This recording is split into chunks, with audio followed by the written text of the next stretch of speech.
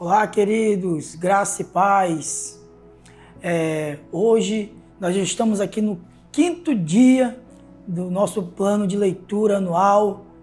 Eu creio assim que vai ser algo poderoso todos esses 365 dias. Creio também que você meditou no 4º dia ontem, foi uma bênção. Mas antes de nós prosseguirmos aqui com o nosso estudo da leitura da palavra, eu queria pedir para você deixar seu like, você curtisse, você compartilhasse, convidasse seus familiares, divulgasse esse link para que nós pudéssemos alcançar um número muito grande de pessoas para estar meditando na palavra junto conosco, tá? Creio que isso é bênção de Deus, é um plano de Deus para os nossos corações e nós vamos crescer muito conhecendo da palavra de Deus, tá bom?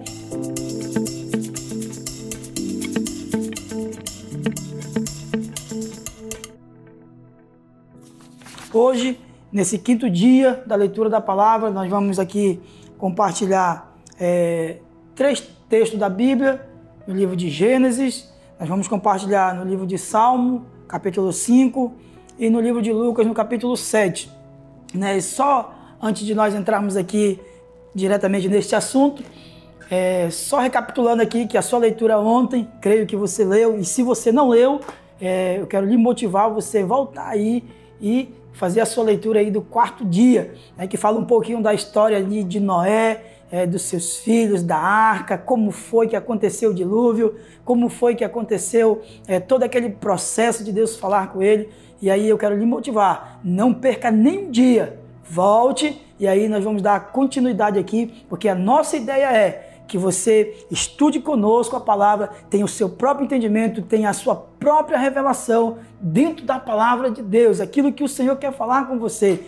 Então eu lhe convido agora para nós juntos mergulharmos aqui em Gênesis capítulo 11, que vai falar muito ao nosso coração com um tema que é muito conhecido, que por muitos é falado da Torre de Babel, ou com o tema original aqui em algumas versões que nós temos aqui, a história da Torre da Babilônia, ou a Torre de Babel, como você preferir, como você tiver também aí na sua versão bíblica, Então, aqui ele inicia-se o texto: no mundo todo havia apenas uma língua, um só modo de falar. Então, quando nós começamos aqui, passou o tempo do dilúvio e chegou aqui o tempo onde os povos, as pessoas se reuniram somente num lugar novamente, e a Bíblia diz que eles falavam somente uma língua, E sabe o que é interessante aqui? Você vai perceber durante a leitura que isso causa uma preocupação para Deus, porque eles falavam a mesma língua, eles tinham o mesmo pensamento, eles tinham as mesmas ideias, e aí Deus ficou preocupado com isso. E aí eles começaram a planejar algumas coisas, e é bem interessante porque eles começaram a planejar a levantar um muro numa cidade, uma cidade fortificada, e dentro daquela cidade, dentro daquele muro, eles levantariam uma torre. E a ideia deles era que esta torre, ela ultrapassasse as nuvens e chegasse até o céu. E aí Deus fica preocupado com isso, sabe, queridos? E aí, aqui no versículo 6, ele diz assim, e disse o Senhor, eles são um só povo e falam uma só língua e começarão a construir isso. Em breve, nada poderá impedir o que planejam fazer. Olha só, aqui dá uma ideia para nós hoje de que a unidade, ela funciona, ela é o que move o coração de Deus, ela é o que faz crescer as coisas, ela é que faz prosperar as coisas quando há uma unidade, tanto familiar, no trabalho, em qualquer ambiente. Mas aqui, logo no início, Deus se preocupou, porque eles falavam a mesma língua e eles queriam chegar até o céu. E aí Deus, preocupado com essa situação, ele desmonta todo aquele plano, ele acaba com aquela ideia, destruindo ali a torre e separando todos, espalhando por toda a cidade.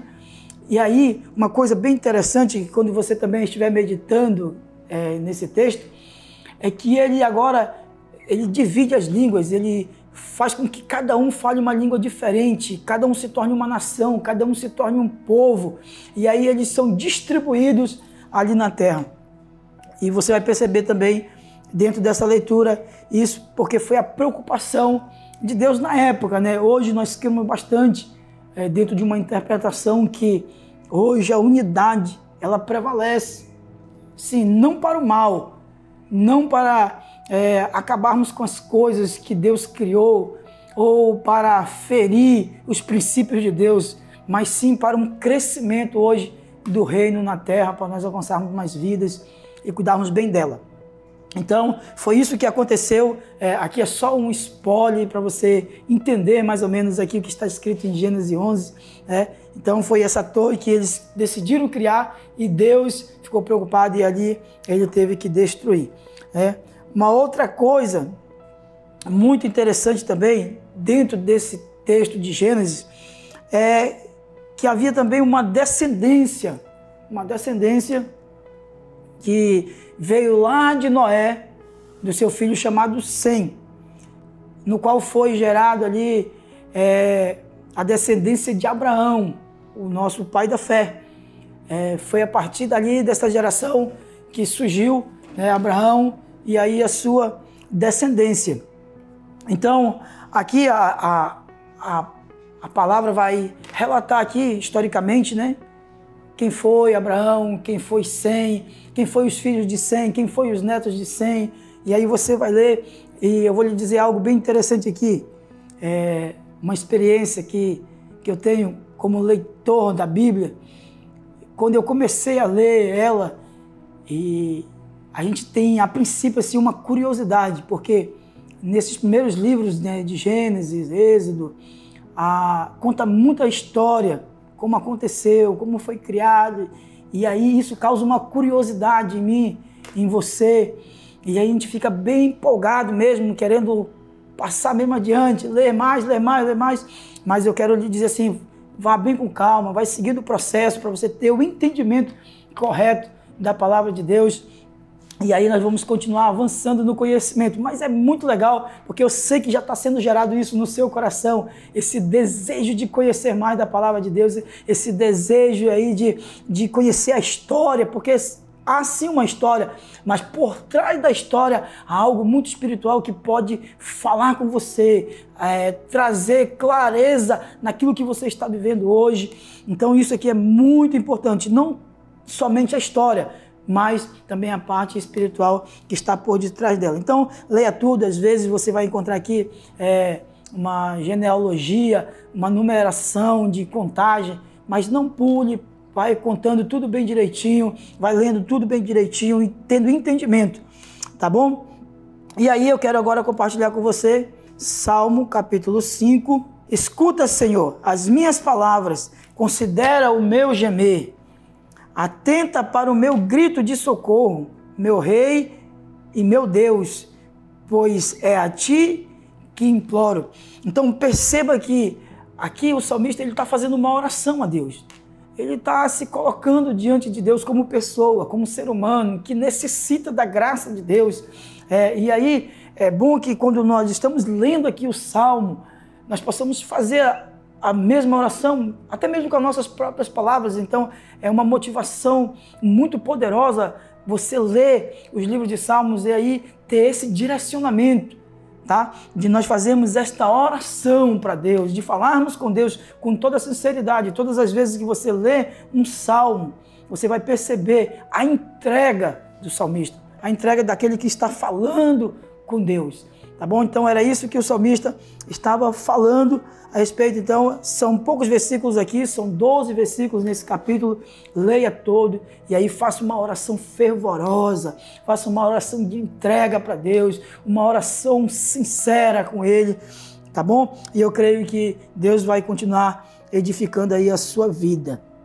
E para nós fecharmos aqui o nosso quinto dia, o livro aqui de Lucas, capítulo 7, tá bom? Lá a partir do versículo 18, quando Jesus está falando aqui a respeito de João Batista.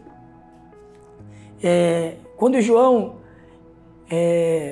pega os seus 2 discípulos, e aí como ele está com dúvida ainda se Jesus é verdadeiramente o Cristo que veio para salvar o mundo, e aí ele pede que os seus discípulos vá ao encontro de Jesus e pergunte: Messias, é você mesmo o enviado de Deus? E aí o versículo 18 diz assim, os discípulos de João contaram de todas essas coisas, chamando 2 deles, enviou-os ao Senhor para perguntarem: és tu aquele que haveria de vir ou devemos esperar um outro? Aí você vai meditar aqui nessa leitura que é muito impactante, é muito legal, porque fala dos milagres, fala das bênçãos, fala das maravilhas de Deus. E aí Jesus fala assim, falem para João que os cegos enxergam, os surdos ouvem, os aleijados andam, e aqui é o que vocês estão vendo e contemplando com os seus olhos, e isso servirá de testemunho a eles.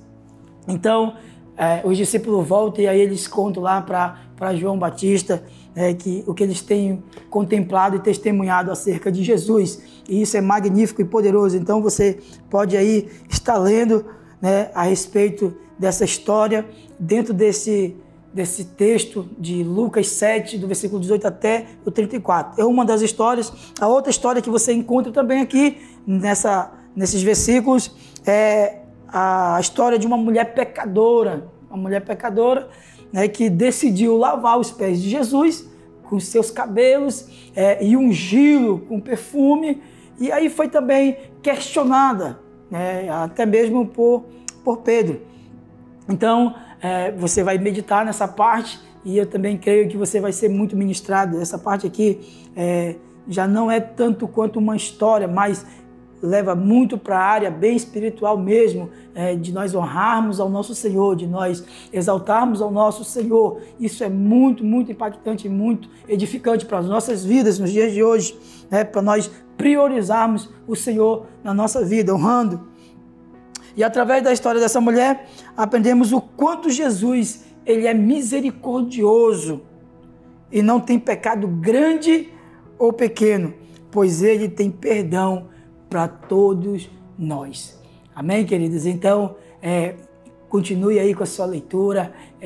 O meu desejo é que você não somente espere, né, juntamente aqui nos vídeos para nós estarmos meditando, mas que você possa meditar antes do vídeo, e aqui nós fazemos só um comentário e ficar aqui um trocadilho muito legal de 2 pessoas que entendem do nosso Senhor Jesus, e com muita sabedoria e muita unção, Deus revelando os seus planos, os seus projetos em nossos corações. Então, muito obrigado, queridos. Fiquem na paz de Deus, continue, persevere até o final, e que Deus continue lhe abençoando, em nome de Jesus.